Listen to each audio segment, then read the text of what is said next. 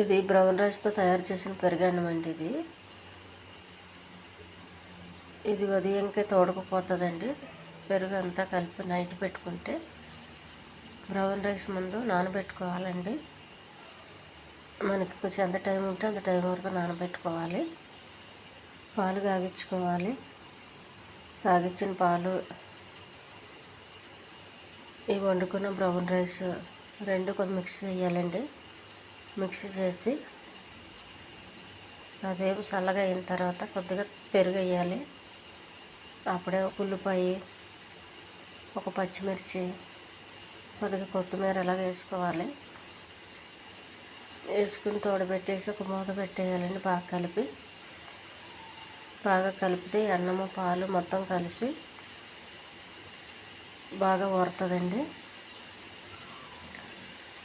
అప్పుడే పచ్చిమిర్చి, ఉల్లిపాయ వేసేస్తాం కాబట్టి పొద్దున్న తినేటప్పుడు చాలా బాగుంటుందండి. రుచిగా చాలా హెల్దీ కూడా. ఇంకా సమ్మర్ వస్తుంది కదండి, రోజు తిన్న బ్రౌన్ రైస్తో పెరుగన్నం చాలా మంచిది. ఇందులో నంచుకి కొద్దిగా ఆవకాయ పచ్చడి కానీ లేదా కొంచెం క్యారెట్, బీట్రూట్ ఇటువంటి తాలింపులు కానీ చాలా బాగుంటాయండి. ఇది చాలా హెల్దీ ఫుడ్ అండి. దీన్ని ఎవరో కూడా నిర్లక్ష్యం చేయొద్దని చెప్తాను నేనైతే. ఎందుకంటే మన వైట్ రైస్ కానీ బ్రౌన్ రైస్ చాలా మంచిది. షుగర్లో, బీపీలు ఇవన్నీ కంట్రోల్లో ఉంచుతుందండి. పెద్ద అనారోగ్యం పాలు కానివ్వదు. అందుకని బ్రౌన్ రైస్ తింటే చాలా మంచిది. ఇది పిల్లలకి స్కూల్ బాక్స్లో కొద్దిగా పెట్టండి. టిఫిన్ పెట్టినా కానీ టిఫిన్ ఒక అర్థం పెట్టి ఇది కొంచెం పుల్లుగా పెట్టండి. అప్పుడు పిల్లలు ఈ పెరుగన్నము టిఫిన్ రెండు తింటారు, హెల్దీగా ఉంటారు. టిఫిన్ మానడం ఇష్టం లేని వాళ్ళు అలా చేయండి.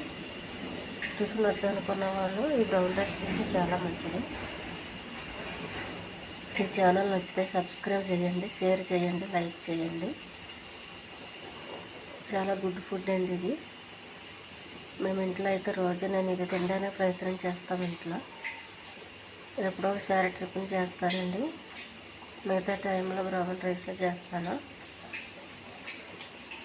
మీ అందరికీ కూడా నేను చెప్పేది ఒకటి అండి, ఈ బ్రౌన్ రైస్ పెరుగన్నం ఎవరు నిర్లక్ష్యం చేయొద్దు. ఇది తినే హెల్త్ని కాపాడుకోమని చెప్తానండి. ఈ ఫుడ్ ఎలా ఉందో కామెంట్ చేయండి.